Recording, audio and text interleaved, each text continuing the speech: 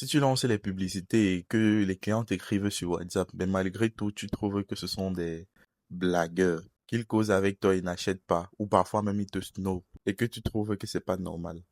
Oui, tu as raison, c'est pas normal. Ce qu'il te faut comprendre quand tu lances les publicités, c'est une chose bien précise. Les prospects, je les appelle prospects parce qu'ils n'ont pas encore acheté chez toi, ont des niveaux d'engagement. Donc, si on passe sur une échelle sur 10, quand un prospect t'écrit, il a une certaine valeur sur cette échelle de 10. 10 étant le client qui est déjà prêt à acheter ce que tu vends. Maintenant, 0, c'est pour celui-là que ta tête l'énerve même seulement. Maintenant, quand ils t'écrivent, il y aura certaines personnes qui ont un niveau d'engagement tellement bas qu'ils n'auront même pas à répondre. Il y aura d'autres qui vont t'écrire mais ne seront pas encore prêts à acheter ce que tu vends. Là, tu vas devoir les relancer, sauvegarder les numéros ou même alors les inciter également à sauvegarder ton numéro à toi pour que plus tard, ils puissent voir tes statuts, les produits que tu proposes et acheter. Maintenant, il y aura des personnes avec un niveau d'engagement même allant de 6 à 8.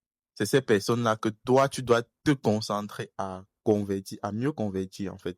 Donc, ce sont les personnes qui ont déjà trouvé que le produit que tu proposes va leur aider, mais ne sont pas sûrs que c'est chez toi qu'ils veulent acheter. Donc, c'est maintenant à toi de les rassurer que oui, je suis la bonne personne chez qui vous devez passer pour acheter le produit. Et c'est là maintenant que tes compétences en closing, ta manière d'aborder le client et tout doit intervenir. Moi, je faisais avant une grosse bêtise, c'était celle de donner le prix au client sans qu'il me demande. Quand le client m'écrit, il me demande, oui, vous avez cet article. J'ai dit oui et ça coûte telle somme.